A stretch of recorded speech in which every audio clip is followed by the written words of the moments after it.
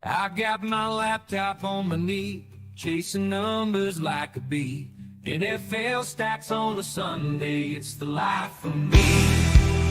Chasing data down the digital road.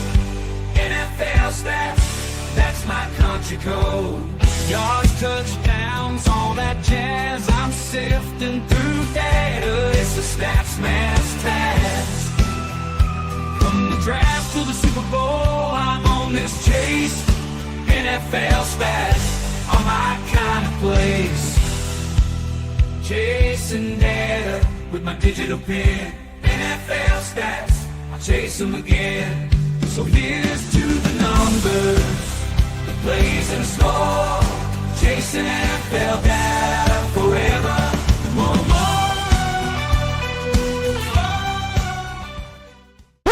Do it live! Fuck it!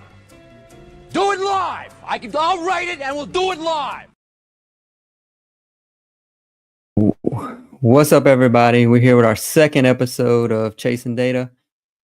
Thanks for joining in. Last week, I had a guest on the show, and we broke down Super Bowl, looked at a few things, as far as the best contracts, tag options for the season. But now we'll get into the bulk of what we're going to do for most of the offseason. We'll pay attention to the storylines that come and go throughout the offseason. But what we're going to do here is we're going to reverse power rank all the teams, starting at 32 and going all the way up to 1 by the time the season starts back up. In that time, we may do 1 or 2 teams each night. And what I'm going to do is going to break down the roster, going to look at their strengths, their weaknesses, what they need to do in the draft until the draft gets here, and then grade what they've done in the draft once we get to those teams. We'll also talk about their schedule for the next season, who can be the most improved player, who's the X factor for this team, and what's the overall outlook for these teams as we rank them in reverse order. So like I said, we will start at the bottom and work our way up. But before we get into that, let's hear a few words from our sponsors.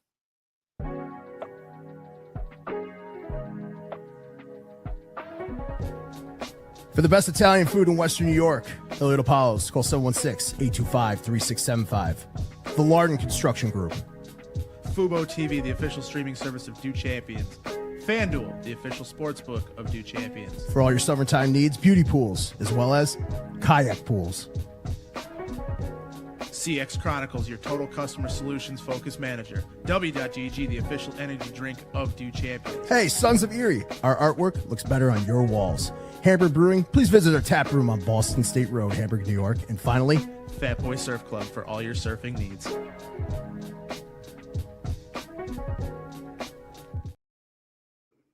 So like I said, we will start with the worst team, in my opinion, and work our way up. If you have any thoughts or comments or questions, just type it in and I'll get to them as I can. So number 32, close your ears if you're a Tennessee fan, because as of right now, to me, they are the worst ranked team in the NFL.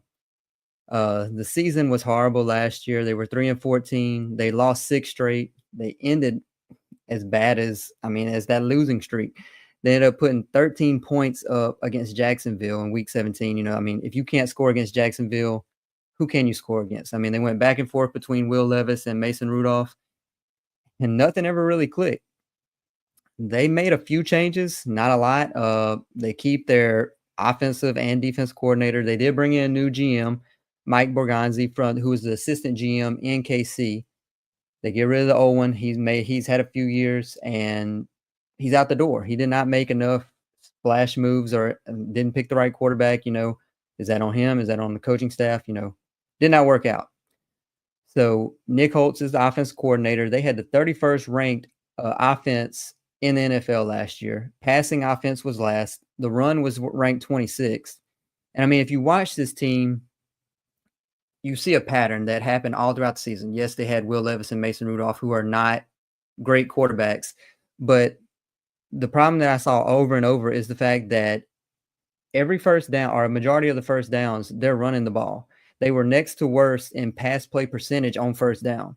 So they can't run the ball. They run the ball on first down. Then they're in second and long. They're behind the sticks, no playmakers with Levis. So that just plays into, and it just snowballs into why their offense was so bad this season. Denard Wilson was the defense coordinator. They did have the 20th overall ranked defense, When you think about the defense for Tennessee, you could say, yeah, they're bad. I mean, they were not great by any means, but you look at that offense and they put them in a lot of terrible situations. The turnovers they're not ever having great field position. Special teams was not good either. So they ended up being 9th in run D and 22nd in the pass. Now that run D may be skewed a little bit. The pass is kind of skewed. They were behind a lot of those games. So I don't know. This is their first NFL head coordinator jobs for both of them, and they're going into season 2. We'll see what happens. The other good thing they have going for them right now is that they have the number 1 pick in the draft. So there's huge decisions to be made going forward. So that's just a general overview as we get started. We will now.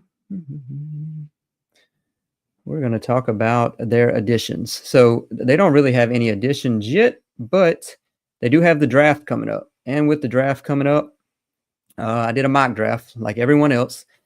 And we'll discuss kind of what they need and kind of how I ended up on these picks. Once the draft gets here, we'll revisit and see how well they actually did. So, they have the first pick. I don't know. Are they going to trade this pick? I'm not really sure. If they keep it, I don't know if you can take Shador or Cam Ward first. It would be a big swing for sure. They may be better off waiting to like the 2nd, 3rd, 4th round to pick someone else. But with me, I went with Travis Hunter first, the cornerback out of Colorado. I mean, he's a great press corner. He has obviously he has great hands. He's got the instincts, the skills. He's a game changer. I mean, he's supposed to be going to the combine as a cornerback. But I mean, could you get some wide receiver snaps out of him? Who knows? I mean, like I said, he's a playmaker. So 1-1 pick right there. So in the 2nd round, they have the 35th pick overall. They got to shore up that offensive line. So I went with Connerly, the tackle out of Oregon. He started 28 games in the last 2 seasons at left tackle. He's quick. He's good when he's working the next level on runs. And I mean, their run game was not the best, to say the least, in Tennessee. Go to the 4th round. They don't have any 3rd round picks. 4th round, 101 overall. This is where I have them taking their quarterback instead of spinning it all. If they keep that number 1 pick, they take Jackson Dart here. I mean, he showed flashes at Ole Miss. You got to take a chance on a quarterback. I mean, the free agent field is not substantial, to say the least. I mean, you got the likes of Sam Darnold, which we'll get into that later. Justin Fields is maybe your 2nd best option at quarterback in free agency. Russell Wilson, Jameis Winston. So you have to take a chance on quarterback at some point in this draft. And I think it's Jackson Dart here in the 4th round. Their 2nd, 4th round pick, I have Ahmed Hassanin. He had 10 sacks last year. To me, he's worth a shot. Shore up that defensive line with Jeffrey Simmons and Tavondre Sweat. 5th round, Ben Urasic. He's tight end 2, he could be tight end 2 behind Okonkwo. Maybe we get some repeat of Brock Bowers. It's a long shot, but worth a shot. Take a center in the 5th round, add more to that offensive line, and then you get into your linebacker play. Take the one from Minnesota and Trader Jr. to end it up. I mean, 7th round, you're just taking, they won't say shots in the dark, but it's a big swing at that point. So like I said, they do have a good assortment of picks, and so they don't have any additions yet for the offseason. We will get more additions as free agency opens up and the draft, obviously. So we will go into their subtractions. I'm going to bring up their depth chart here. So the free agents that they've lost this offseason, I mean, like I said, we are not to the point of re-signing anyone yet. We will see what happens with them. But so got the depth chart. I'm going to try to work my way through it here. Some of the players that they lost. Nick Westbrook-Akine. He was just catching touchdowns is pretty much all he did. I mean, he was not ranked very highly as a wide receiver. They lost Tyler Boyd, who they brought in on that 1-year contract. I honestly thought Tyler Boyd coming in from Cincinnati last year was going to be that wide receiver 2 for them, or wide receiver 3 whenever they had DeAndre Hopkins. So, I mean, them not getting anything really out of either one of those, they didn't really lose anyone. They lose their right guard. They lose Mason Rudolph. again, they're looking to the future in the quarterback room. Will Levis is not it. I mean, all he's ever done the entire 2024 season was produce memes. That's all he was good for. They did lose Nick Van Ette, who did show he had a few splash plays those last 2 weeks of the season. He was their tight end too. Sebastian Joseph Day on the D line. He was ranked 20. He was one of their bigger losses, maybe even their biggest so far. He was ranked 23rd out of 118 defensive linemen by PFF. So a big loss. Jerome Baker, who they traded for midseason, they kind of rotated linebackers. Nothing really worked out too well. And then if Joseph Day wasn't your biggest loss on this team in free agency, it's Quandre Diggs, the safety. He was ranked 20th out of 98 safeties. So definitely a top one of the more top end talents on this depth chart. So they lose 8 relevant players, but no one that's too much of a game changer for sure. Watching and listening, I got some opinions. Share the opinions. I'd love to hear them for sure. So now we talk a little bit about their cap situation. I'll leave the depth chart up as we discuss this. They have $50 million in cap space, which is a good amount, especially with the cap increasing a substantial amount from what we expected. This going into 2025 is the 10th most, so they're on the top third of the league in cap space. There's not really anyone that they will be cutting, releasing. I mean, from my viewpoint, options could be Cushenberry, their center. He was ranked near the bottom in all categories as a center, but he's not worth the cut or trade. You still have so much dead money. You're not saving anything if you let him go. The other option is Chidobe Awuzie, who they brought in. From Cincinnati, he's a $12.5 million dead cap if it's a post June 1st cut. He was ranked in the bottom half of cornerbacks.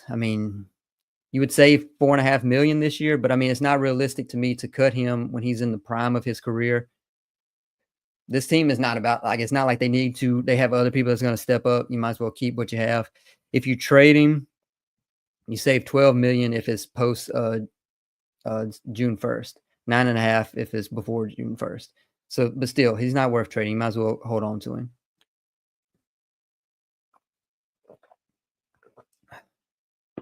So, when you look at the strengths of this team,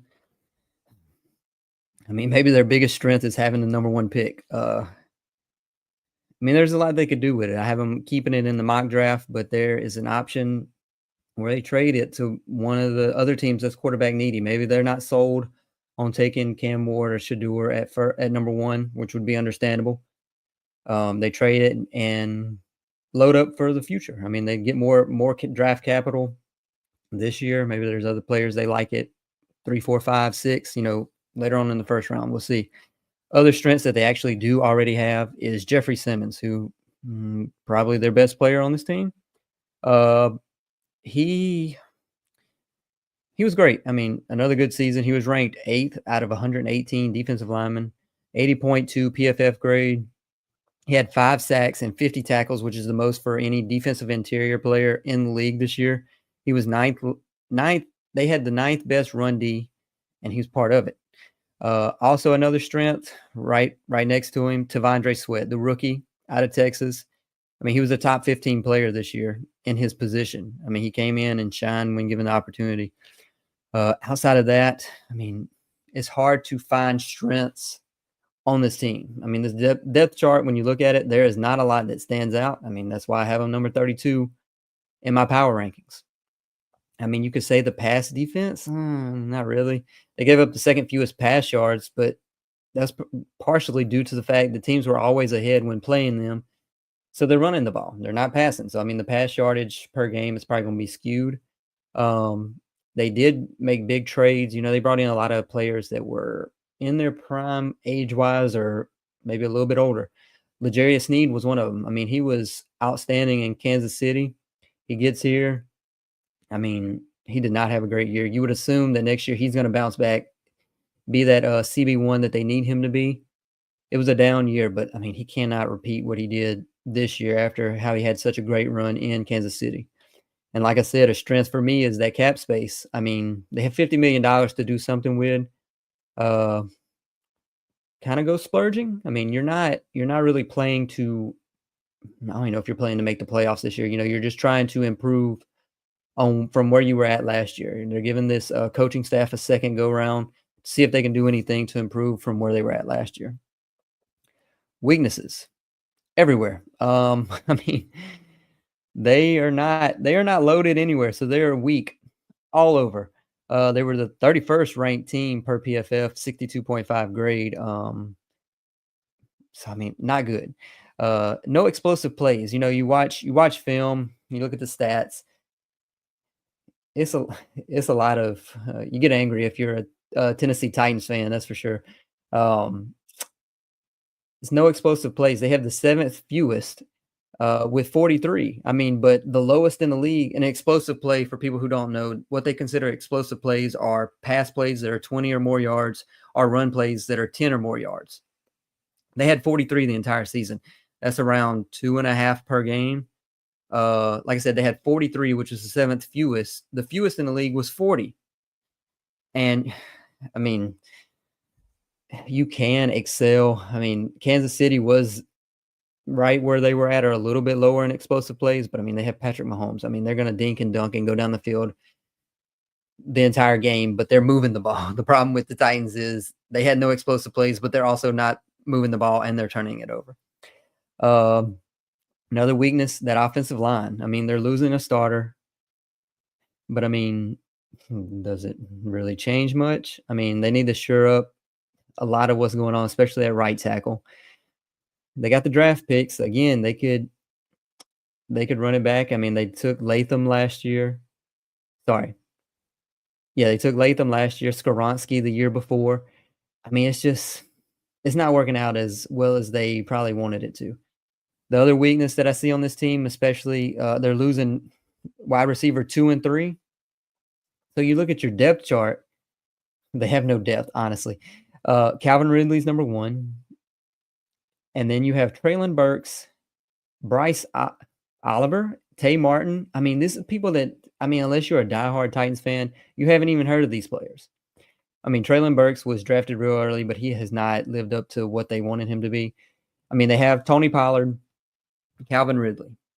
Outside of that, can Tajay Spears do something? I mean, in that game at the end of the season, he did show a few flashes whenever Pollard was out, but I don't think he's shown up to what they want him to be. Is that more the offensive line? Is it him? I mean, Ridley and Pollard, yeah, they were their 2 weapons. They were ranked 39th and 40th, respectively, in their positions for the 2024 season. Pollard had a little over 1,000 yards on 4.2 yards per carry. Ridley had 64 receptions, right over 1,000 yards receiving, and just 4 touchdowns. Like I said, they have no depth because outside of Calvin Ridley, no one else on this roster had 500 or more receiving yards. Like, I mean, yes, the quarterback play, yes, the offensive line, but they have no go-getters, no home run threats, nothing on this offense. So they really need to restock. Like I said, they're a long ways away from competing, but they definitely have some holes on this team, especially on the offensive side. I mean, the weaknesses, it showed everywhere as far as the offense. They were 27th in points per game at 18.7, 26th in yards per game at right over 300. And then you look at the defense. They had the 3rd most points per game allowed, 27.1. But again, that goes back to special teams being horrible and this offense being horrible, setting them up, putting them in bad situations, the defense in bad situations. I mean, the pass, I mean, I don't know. The run D looks good. Like I said, they were ranked 9th best. They have Jeffrey Simmons, Tavondre Sweat. They look great. And then you get to the end of the season, week 18. Yeah, they probably had given up on the season. And they gave up 163 yards on the ground to Dameon Pierce, who is the backup to Joe Mixon on the Texans, who have the worst. They had the worst offensive line out of any playoff team. Like I said, they probably gave up. It was week 18. Playing against one of the worst offensive lines, they only had a 16.7% pressure rate on the quarterback, which was C.J. Stroud and Davis Mills. I mean, regardless, they got to do something. They have no depth at edge. I don't know. You just got to close your eyes and pray the next season is better at this point. I mean, not a good look to end the season. So, I mean, like I said, I've hit a lot of these points. My outlook for them is it hinges on what they do in this draft. They really need to hit in this draft because they have so many holes. So many holes on this roster. They just need to improve all around. I had them taking Jackson Dart in the 4th round. They got to take a quarterback. They got to get somebody else in the QB room. Do something. They can't run it back with Will Levis. Mason Rudolph is a free agent. So, I mean, they have to do something to make it better in that quarterback room. I mean, I don't know. Do they swing big and take Cam or Shador and just hope for the best? Because, I mean, outside of that, in free agency, it's Sam Darnold. I mean, that's the quote unquote big name in free agency. Do you go get Kirk Cousins? I mean, somebody's got to eat that salary if you go get Kirk Cousins. And I don't think you pay Sam Darnold what he's wanting. I know you have the cap space, but I mean, there's no point in breaking the bank for Darnold when they're not close to competing or contending with or without him. I mean, they bring him in. What are they at best? A 500 team if he plays like he did in Minnesota last year. I mean, when that offensive line in Minnesota started breaking down, he started seeing ghosts again. It was like he was reliving his days in New York. It was not good. So I would not spend money on him. The only way I would get him is if you trade that number 1 pick and you can get a haul of a return and build out the roster around him. You're expecting this, you get a ton of picks and you can just try to take as many swings, many throws at the board, try to fill out this roster, and maybe you bring him in to see what the rest of the roster can do around him. But I mean, honestly, it's going to be another season of rebuilding. If they can figure out how to get to 500 in 2025, to me, that would be promising. Because, I mean, as bad as they looked this past season, 500 would be great. They still need to shore up that offensive line. I mean, the free agents, the 2 big names, Ronnie Stanley, Trey Smith. I mean, Trey Smith's probably better than Ronnie Stanley, a little bit younger, but I mean, they sure could use them. Weapons, like I said, this depth chart, there's a lot of mid-tier people that they could bring in.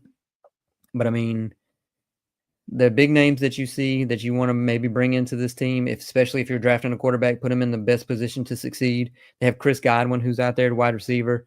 Hollywood Brown, maybe a home run threat. I mean, he drops a lot of those potential home run balls that are thrown to him, but worth a shot. Bring in Jawan Johnson, the best tight end free agent. Pair him with Chig Okonkwo and see what happens. Like I said, you got to put the new quarterback, because you can't run it back with Will Levis. You got to put him in a spot to succeed. So we will see. Let's go to their schedule. We don't know their exact schedule yet, but this is who they will play this year. I mean, their home games, I'm going to run through it real quick because, I mean, there's still a lot of the offseason left as to who's going to be on these rosters. Quickly going through this: Kansas City, loss. Chargers, loss. I mean, the Titans are not going to live up or match up well to any of these teams. The Rams, they could pull out a win. I mean, if they get rid of Matthew Stafford and start their rebuild. But that front 4 against this offensive line is not going to be ideal. Seattle, toss up at best. New England, they could win that game. I mean, New England's going to be near the bottom in these rankings as well. So, that's one win, between them and Seattle. They'll win one of those 2. New Orleans, possible. New Orleans is going to be rebuilding. They have a horrible cap situation.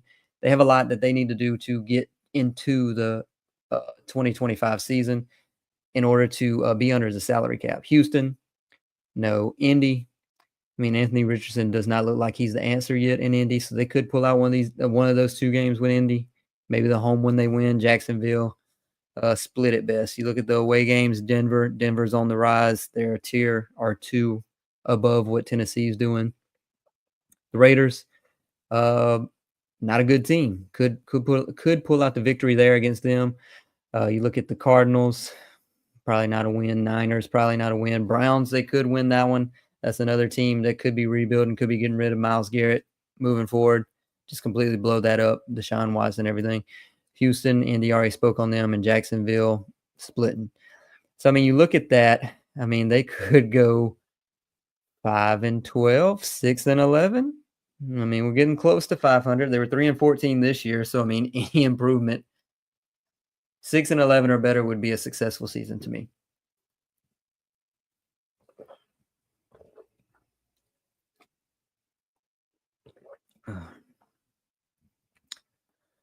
So, I mean, we spoke about this roster a good bit. They're top players to me. I mean, they have Calvin Ridley, Tony Pollard, Jeffrey Simmons, and Tavondre Sweat. Outside of that, bunch of mid-tier replacement level players for sure.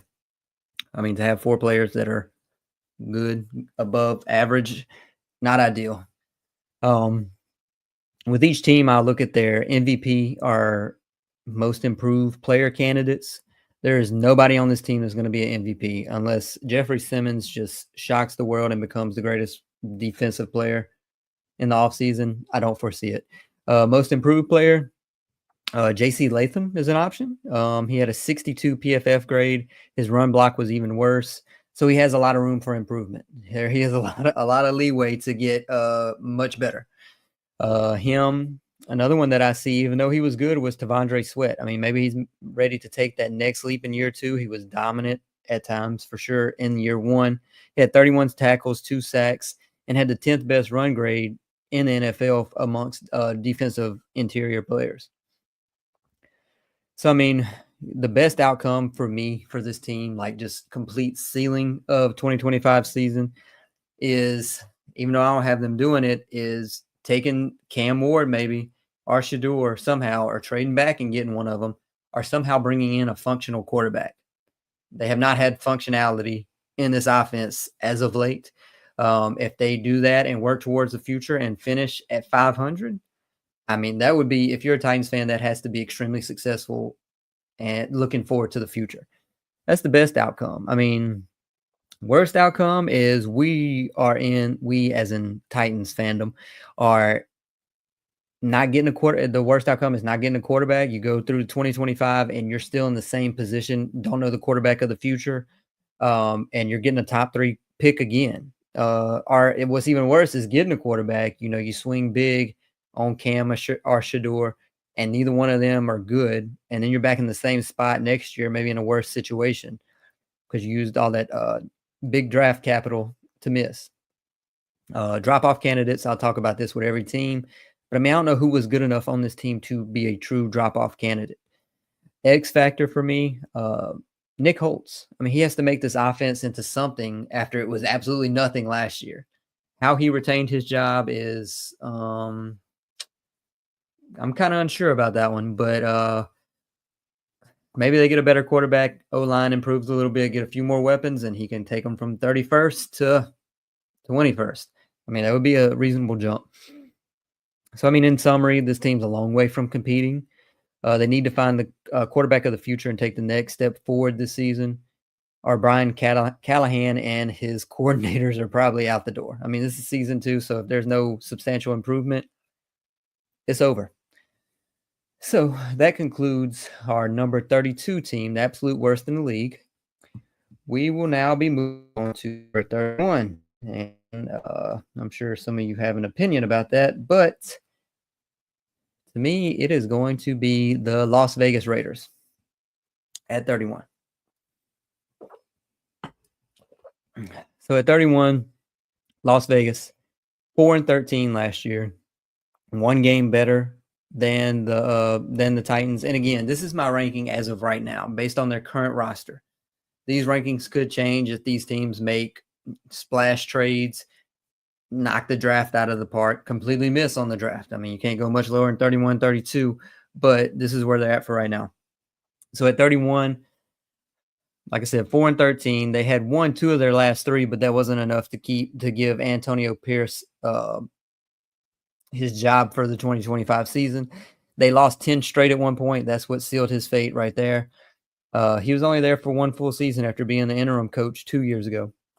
Pete Carroll's in now. I think Pete Carroll's around 73 years old. So, I mean, I thought that once they signed him, or once they brought him in as the head coach, they were going to be looking for someone who's a younger offensive defensive coordinator that would be almost like a succession plan going into the future. Pete Carroll would play out his contract as a coach, assuming things go well, and then one of those coordinators would take his spot. Well, they brought in Chip Kelly, and they kept Patrick Graham, their defensive coordinator. Chip Kelly, I mean, he looked great last year. this offense was horrible. So, I mean, you can only go up from where they were at last year. They were the 27th overall ranked offense. They were ranked 31st in pass and 32nd in run. So, they were already at the bottom. They're in the basement with this offense, so they can only go up from there. They kept Patrick Graham, even though their defense was ranked 29th. They were 12th in run D, last in pass defense. So not ideal. Give him another run at it. Defense, whenever 2 years ago, whenever Antonio Pierce took over as the interim head coach, he had that defense like playing out of their mind. I remember the pick sixes at the end of the season. It was just the team was so hyped. They were smoking the cigars in the locker room after wins. You thought the stock was going up. It was going up for 2024, which was not the case. Absolutely not. I was surprised that they regressed to the extent that they did. But I mean, try again 2025. They have the number 6 pick in the draft.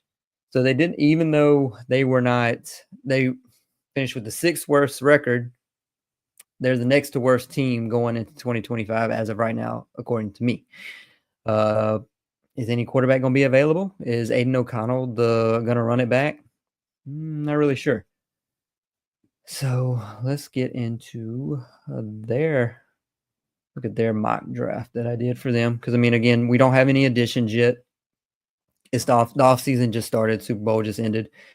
So with their mock draft at 6, I'm not sure Cam or Shador is going to be available to them. I mean, if they're there at 6, they have to take the swing. I mean, is it still too high of a draft pick for them? Potentially, but you need a quarterback of the future. So looking at this mock draft that I did, I have them taking Ashton Genty at 6 overall. I mean, you get into the argument of taking a running back that early on. You're kind of overpaying them versus what you. It's a lot of back and forth with taking one that early on, because I mean, you could argue that running backs come a dime a dozen. I mean, they could be anywhere. You could get one in the 5th round that's just as good as the 1st round pick. But I mean, what we saw him do last year at Boise State was kind of unheard of. I mean, he was near breaking every record. He had almost 2,600 yards on the ground at 6.9 yards per carry and 29 touchdowns. I mean, it's hard to pass him up, especially when this run offense was horrible, when the offensive line is not the worst. So have the Raiders taking him first, and then the 2nd round, Siobhan Revelle out of East Carolina got injured, I believe, last year. He's fast. He's long at 6'3". He's physical. You watch him. He's physical at the catch point. Especially with that length and the speed that he has, if he falls to you in the 2nd round, to me, you have to take him. He could be CB1 on this roster from day one.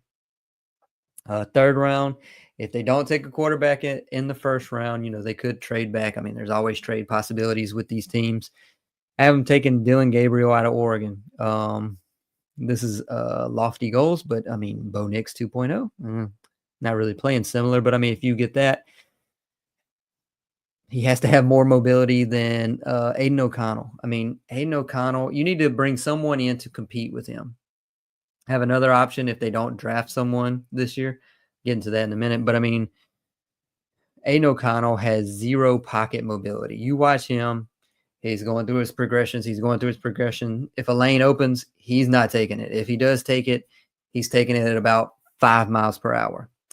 Very awkward when he runs. So, I mean, in today's NFL, you need a dual threat quarterback, or at least have the ability to be a dual threat quarterback. Aiden O'Connell does not have that. And what stood out to me with Aiden O'Connell is, like, if he did have those receivers open in intermediate or deep, he could hit on those. He's average, slightly above average on those throws. He ranked between like 14th and 19th on intermediate and deep throws, which is 10 to 19 air yards and then 20 plus air yards. On short throws, which is anything less than 10 air yards, he was horrible. He was like in the bottom 5, which you can make it make sense, because I don't understand it. In 3rd round, I have them taking another cornerback, maybe follow in Philadelphia's footsteps in the 2024 draft, whenever they took Quinion Mitchell and Cooper DeJean. became CB1, CB2 for them. Stood out in the Super Bowl. So if you're the Raiders, why don't you give that a shot? They take a safety in the 4th round. They stocking up on defense because this defense was awful. There's a lot of holes. At least you have weapons on offense. You've got a few on defense, but that secondary definitely needs some help. Take a defensive interior in the 5th round. Maybe get someone behind. I'm not saying it has to be these exact players, but you need to have someone to have a succession plan to Christian Wilkins or be there when he's injured like he was in 2024. He is getting a little bit up in age, so why not take a swing at that? 6th round, I have them taking a linebacker. My problem with linebackers, people will argue, not to say that they're wrong, but people will argue that they watch linebackers on film in college and they can project what they're going to do in the NFL. To me, you have no earthly idea for a lot of reasons. But the main reason is that the college game is so different compared to the NFL. The run scheme is different. The hashes are in a different spot. You have receivers lined up near the edge of the field. At the out of bound at the boundaries. So it's almost like you want to take someone athletic and hope that they hit as far as the mental capability of the game of football. So you can take a swing. There's no linebackers, no Brian Urlachers. That linebacker prototype is gone.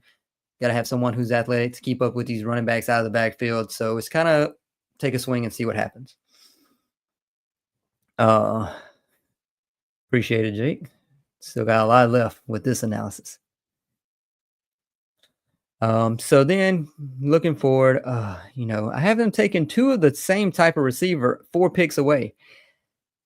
Trey Tucker kind of was that speed guy, but you take one of these 2. If you take Chisholm the 3rd, and then go follow it up with Jimmy Horn, it's kind of hard to pass up that name of Jimmy Horn Jr. Saints people know Jim Horn, that is his son. See what he can do. Need some playmakers for sure.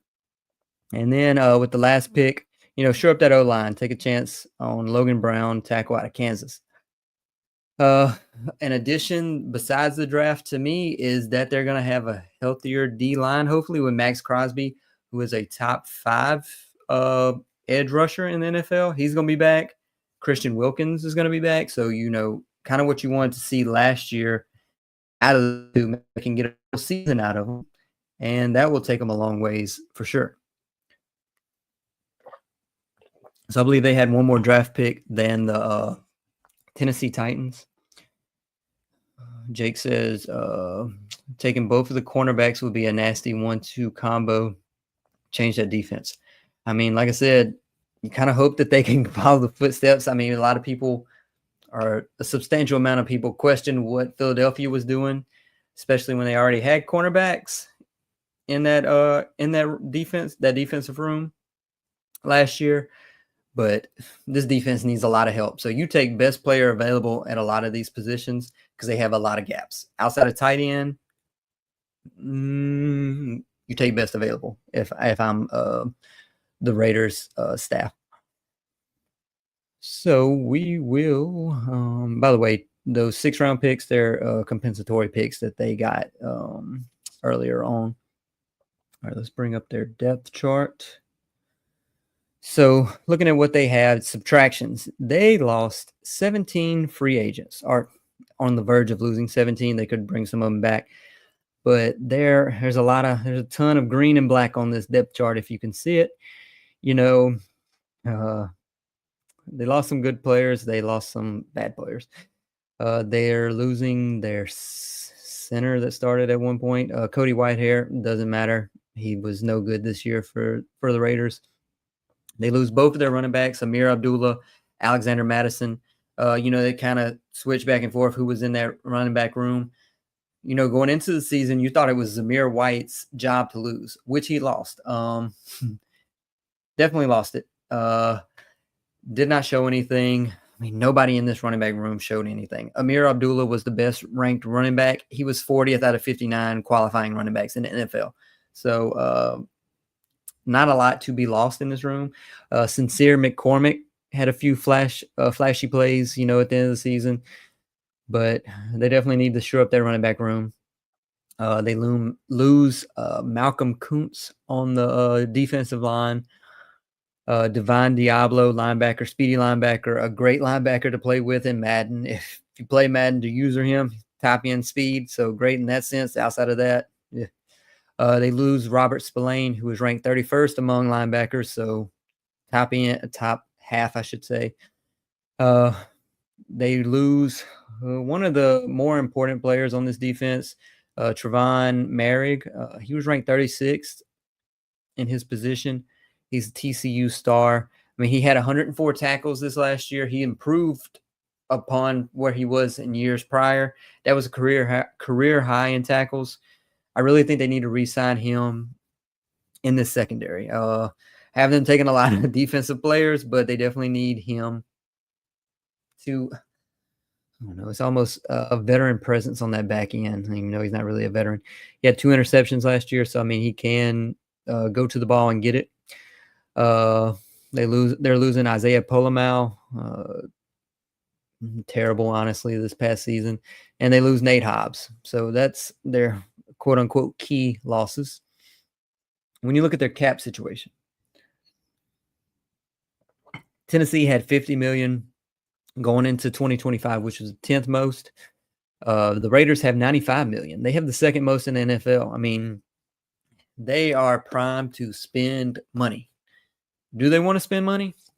Not really sure, because, again, they're in that position to not really compete, especially in the AFC West that had 3 teams with winning records and 3 teams that made the playoffs last year.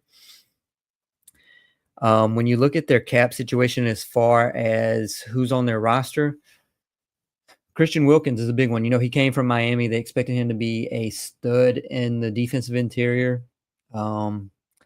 which he can be. I mean, I'm not saying he can't be, but he has to be healthy. He's owed $33 million. Played 246 snaps last year. He just needs to be healthy, but he's going on 30 years old.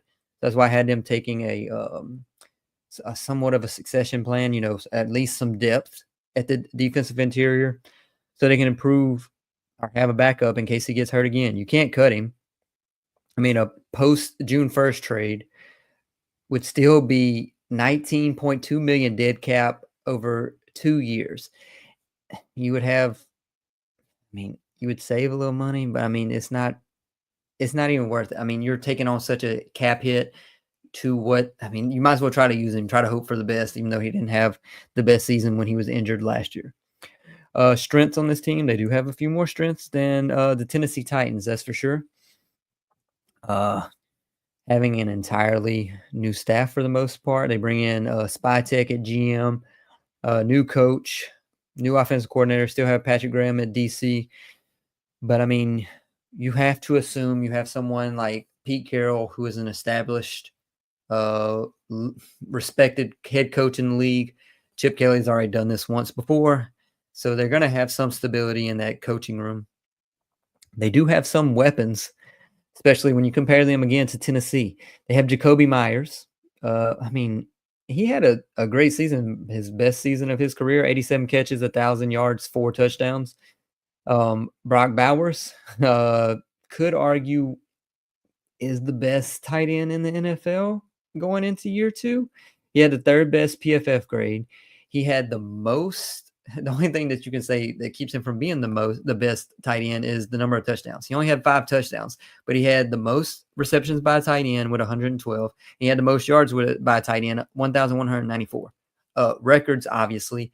And he was a rookie. I mean, I remember his draft stock, I think it was 2 years ago, was, top tier. He was top of the line, tight end. Fell off a little bit last year. Raiders ended up getting him. They thought he may go to the Jets last year, who could have used him for sure as a tight end position. But hindsight's 2020, and now the Raiders have a cornerstone piece for many, many years. Another strength on this team is Max Crosby. I mean, like I said, he's top 5 edge rusher when he's healthy. And the O-line, I mean, we're kind of trying to sift through the bad to find something good at this point, but the O-line is not terrible. So outside of that, there's not really any other strengths, especially when you're losing 17 free agents. They need depth. So depth is definitely not a strength of this team.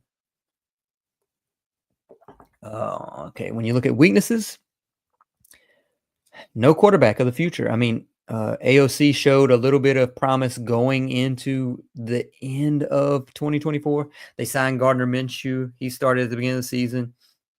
Aiden O'Connell comes in. He showed a few good games at times. I mean, they were 29th in points per game at just over 18 points per game. They have no quarterback. I mean, I don't know. I mean, you would want to see more from Aiden O'Connell to say he's the quarterback of the future. They have no running back. That's why I have them taking Genty at 6. But I mean, there are other options. Free agency, there's quite a few more. You have the likes of Aaron Jones, probably going to end up back in Minnesota. But who I would like to see them take in free agency is Jalen Warren. You know, he was part of that 1-2 do combo in Pittsburgh with Najee Harris. This team had the worst. They had the fewest yards per game on the ground last year, just under 80 rush yards per game, which is the worst. But they were 20th in run block. So, I mean, they were the bottom half, nearing average, bottom, you know, and they're in that second tier of 3 tiers of offensive lines. But for them to be last in the run game, is that also kind of skewed because they were behind in every game? I don't know. I mean, they could go get some of the offensive linemen too to shore up shore up the game in the trenches for them. There's some big ones out there. So, I mean, 6 of the top 25 are offensive linemen as far as free agents go. So they could go get 1 or 2. Ball security. That is a weakness for this team in 2024. They were third to last. They had the 3rd most turnovers. They had 1.7 per game, which I think ends up being, what's that? I mean, almost 2 a game, basically. I mean, if you have 2 turnovers a game, it's going to be hard to win those games. So they had 29 on the season. Not ideal. Another weakness is basically the entire, outside of the front 4, the entire back half of that defense. Linebacker, cornerback, safety, weakness. I mean, they were middle of the pack in a lot of stats, but I mean, no one was dominant outside of Max Crosby. And I mean, he was injured. So you need depth, if anything. They were 25th in points per game allowed at 25.5. They gave up the 6th worst EPA per pass. That's expected points added. They give up 0.03 points per pass, or expected points per pass. So I mean, over 40 passes a game. You're looking at, you know, I mean, quite a few points added, you know, as the game goes on. They were 7th in rush yards over expected. You know, they look at what's expected based on their run play, based on who's playing, who's on the field. They allowed 285 rush yards over what was expected for the season, so not ideal. When you watch film on this team, you know, I watched a few games on them, especially the late season game, which are more indicative of what I feel is going into 2025. No matter what, someone was always open, middle of the field. It's just like there's no one around them. Like the average yardage of separation has to be much higher than what the average is in the NFL, because people were always open no matter what. So let's see. All right. Their outlook, keep the depth chart up here. Do they somehow move up for a quarterback? I'm not really sure if they do. Do they stay put at 6? Does Abdul Carter from Penn State, the edge rusher, fall to them? He may be the best talent in this draft class. Pair him with Max Crosby, and then it's more than ideal. I mean, you see what Houston did with Will Anderson and Daniil Hunter, maybe the best duo of 2024 as far as edge rushers go.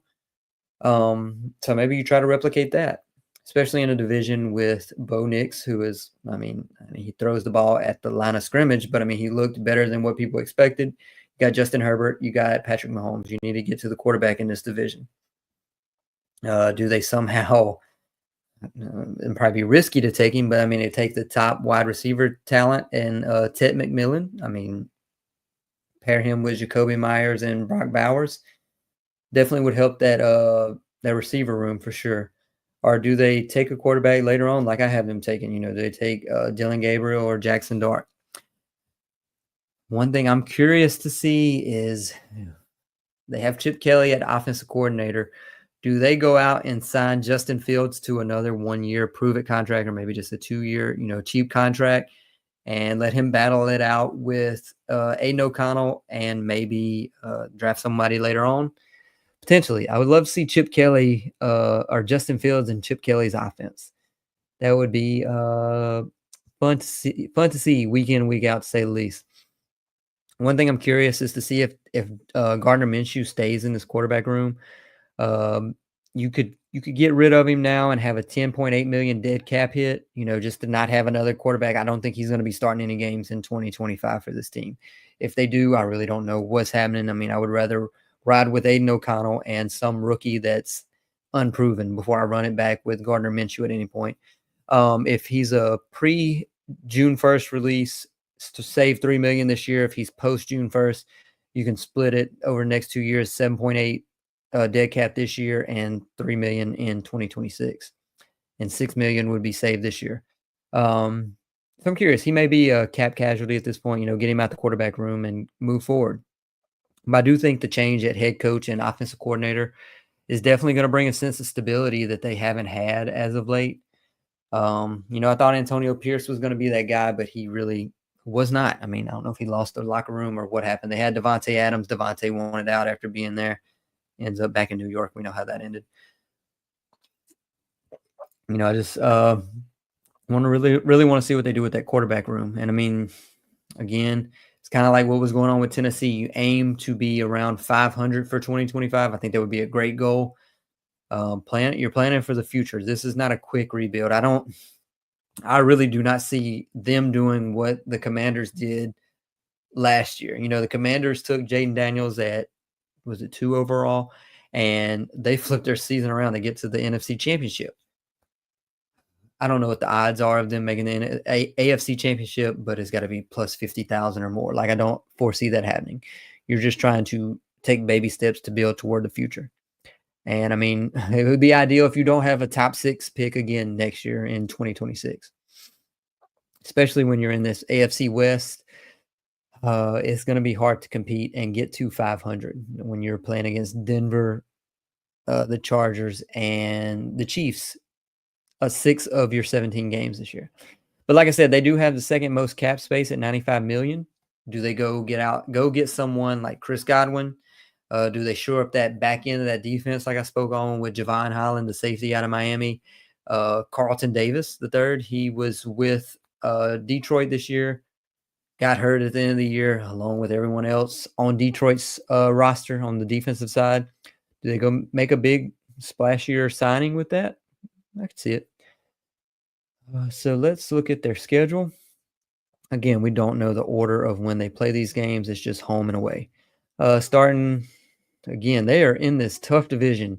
Denver, KC, and the Chargers. These teams are a tier or two above where the Raiders are at this point. Right now, you got to chalk those up as losses unless something weird happens. Jacksonville, they could compete, but Jacksonville probably win. Tennessee, yeah, they could beat them. It was kind of on the fence when I was talking about Tennessee, but there is a chance that Tennessee is much worse. They could be equally as bad as last year's because it's very much a toss-up game between these two, so they could win that one. Dallas, they're a tier above where this Raiders team is as of now. The Giants, they have to get their quarterback. Without a quarterback, the Raiders can win this game. Cleveland, also need a quarterback. Dorian Thompson-Robinson, absolutely not the quarterback of the future there. Deshaun Watson, how much of this season is he going to miss? He had the Achilles tear late in the season. Then you saw him posting on social media all the time, and then it comes out that he had a setback with his recovery. One could speculate it was due to him not following protocol and what he was supposed to do as far as his rehabilitation. Definitely saw a lot of walking around when he probably was not supposed to. So they can win that game. Chicago probably beats the Raiders, but also a plausible win for Las Vegas. Away, they play Denver, KC, and the Chargers again. Chalk them up as losses at this point. Houston, tier above them, a loss. Indy, possibly win it, but probably a loss. Philadelphia, don't need to speak on that. Washington, don't need to speak on that. New England, a possible win. These are away games, so they have a tough away schedule for sure. When you say your away games, you do only have 8. You have more home games than away. I'm not sure if they play any international games in 2025, but when 6 of your 8 away games were against playoff teams from 2024, not ideal. So, I mean, I could see them going 5-12, 6-11, kind of like the Titans, but a rough go at it as of now. We're just speculating on what we expect to see for 2025. So, let's see. Let's go back, and now we're going to discuss, like I did with the Titans, we're going to, let's talk about their top players. We discussed them at length, but I mean, just to summarize, they have Brock Bowers, who may be their best player on their roster. He was ranked 3rd, but I mean, he's arguably the best tight end going into 2025. Jordan Meredith, offensive lineman, he was ranked 5th in his position. 0 sacks allowed in 574 snaps.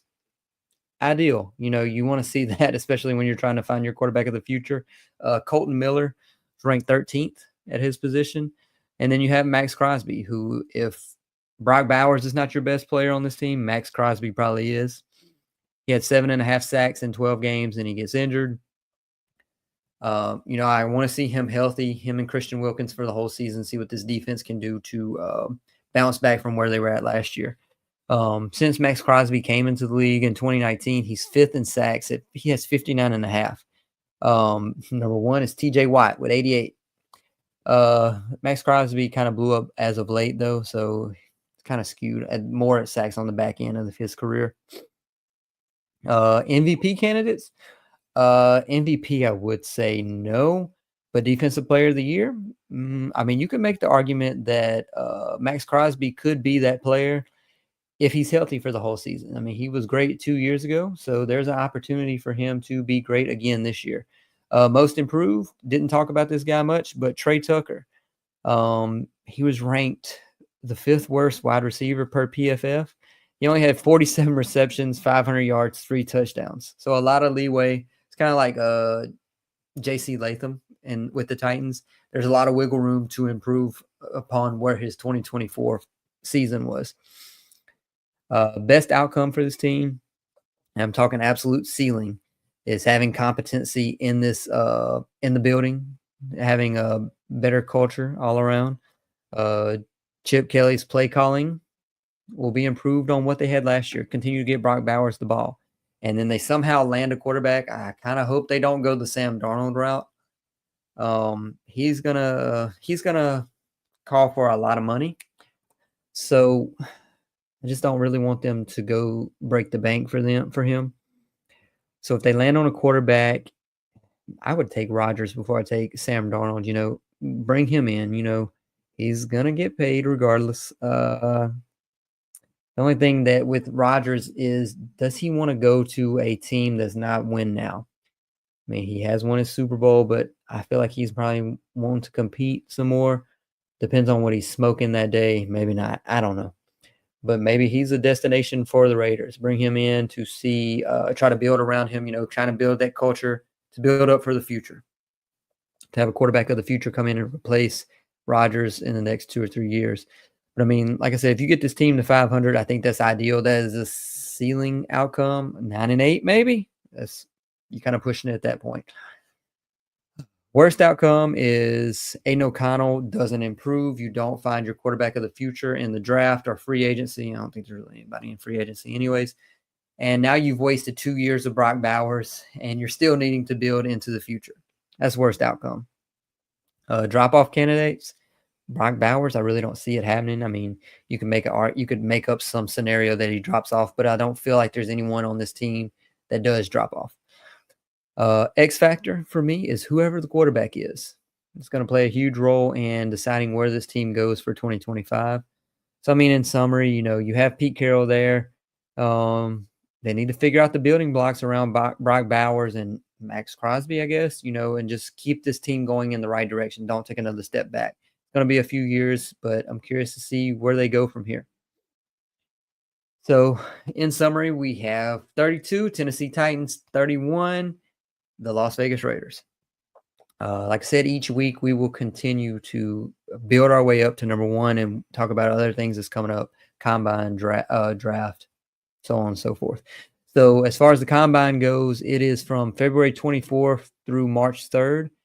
Different people start to report on different days. It's defensive linemen and linebackers first, then the DBs and tight ends, and then quarterbacks, wide receivers, running backs, offensive linemen. You know, a lot of people want to see the 40 times for a lot of these players. The one interesting thing is Travis Hunter is going to report as a cornerback. So we will see how he does. Curious to see what his 40 time is. He needs to be fast for sure. But I mean, if he's not, I don't know. It's so much. I don't know. Tennessee, they really wish that this was a quarterback loaded, like one of the top tier generational talents at quarterback. Not to say there's not, but it's not clear cut for sure. Especially having that number one pick, it's going to be interesting to see what they do and who they have their eyes on at the combine. Each week I also go over whatever's happening this week. Bryce Young's backup, Andy Dalton re-signed there, which I think was ideal. I mean, Bryce Young is going to get the start for 2025, and he looked better as of late in 2025 after he got benched. You know, I thought his career was over in Carolina. Andy Dalton come in. He's definitely a serviceable QB2 for this team. He had 5 games, 66% completion percentage, almost 200 pass yards per game, 7 touchdowns, 6 interceptions. He had a 55.4 QBR. If he had qualifying numbers, aka enough snaps, he would have been 19th in the NFL this season. So to me, that is a serviceable QB2, and it's good to have. It seemed like he had a great relationship with Bryce Young, veteran presence going into the future for Bryce Young. The Dolphins let Raheem Mostert go. They save a little bit of money. He's just a $1 million cap hit this year. But I mean, he's 33 years old in April. So, I mean, he's that speedy player that they had in Mike McDaniel's offense. But I mean, it's definitely going to be the Devin Achane show for 2025.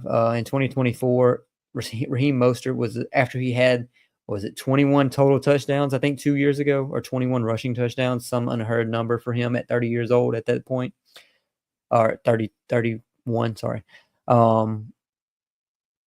He kind of declined. He was 37th ranked running back. It was his worst year since 2021.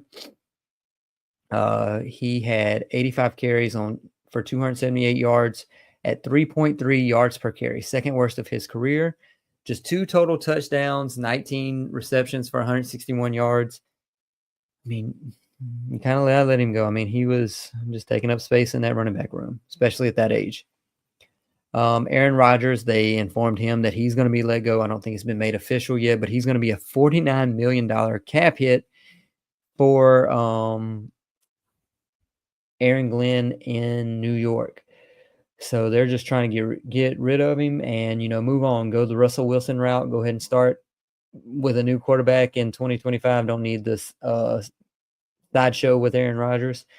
Trading him does no better. So I'm curious to see where he goes. Could he take that veteran minimum contract for a team? You think about the Steelers. That's who I think he could possibly end up with. Him and Mike Tomlin trying to get to 500 together. There's teams such as the Titans. I hope don't really take him. There's no real point. Maybe the Raiders, like I spoke on earlier. Outside of that, the Browns, I mean, they can get him for the veteran minimum and just see what happens. But I don't really know. I don't know. I really think it's Pittsburgh. But time will tell. So being that this, let's see, we got one more topic.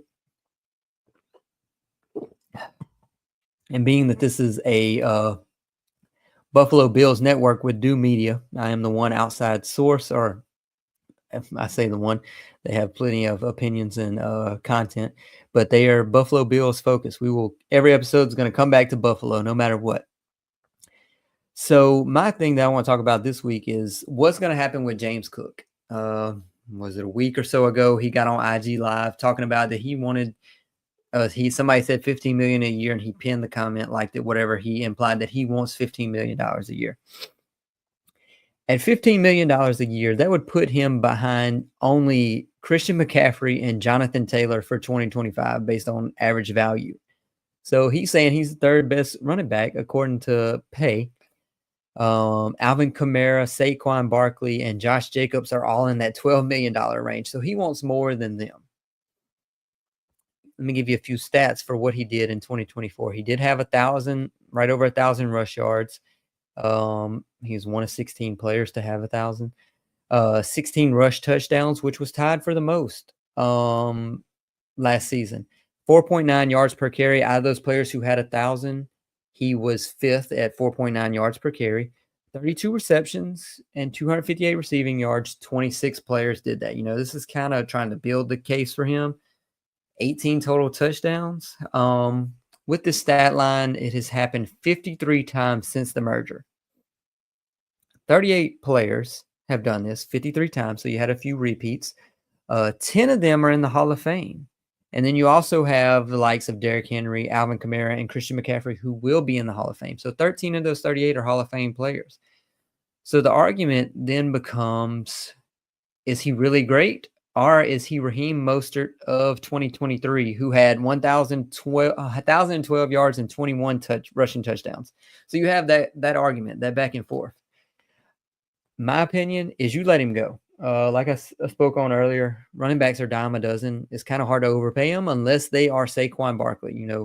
They paid him $12 million a year for, I think it's 3 years, so 12 for 36.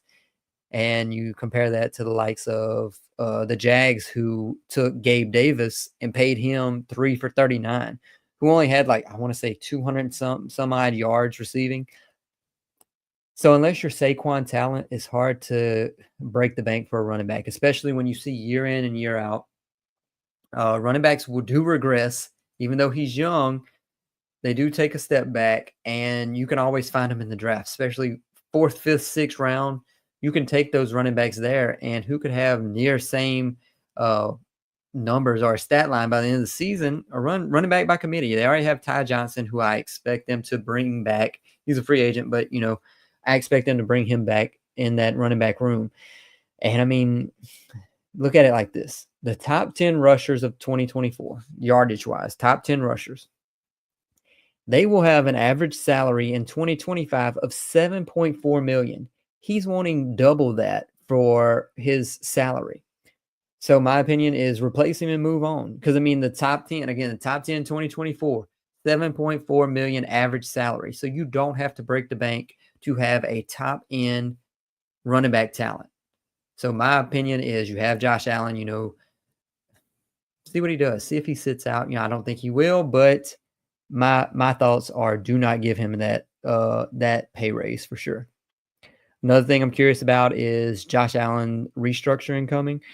He's a $44 million cap hit this year. I'm sure they're moving the numbers around. It's coming at some point. They need to make spending room for more weapons for him. They're could be losing Amari Cooper, could be losing Mac Hollins. Do they bring one of them back? Do they go get someone bigger? There's trade targets out there as far as wide receivers. Cooper Kupp, Deebo Samuel, yeah, maybe, but who I'd like to see is Devontae Adams. Somehow bring him in, give him that physical receiver that they kind of wanted with Keon Coleman. Maybe Keon takes a leap in year 2. Or, maybe they're moving some money around to go get Myles Garrett. To be determined. Myles Garrett's saga is probably not ending anytime soon. Andrew Berry, the GM in Cleveland, definitely has his heels dug in. He is not wanting to let him go. But, if I'm Cleveland, you have that Deshaun Watson contract that you're working with. I rebuild at this point. Myles Garrett says it's not really about the money. He wants to win. I let him go. Get a huge package back. Maybe get 2 first and a player, 2 first, a third and a player, and start rebuilding. But they got to take care of that before the draft. So maybe that's what the Bills are going to work around this money with.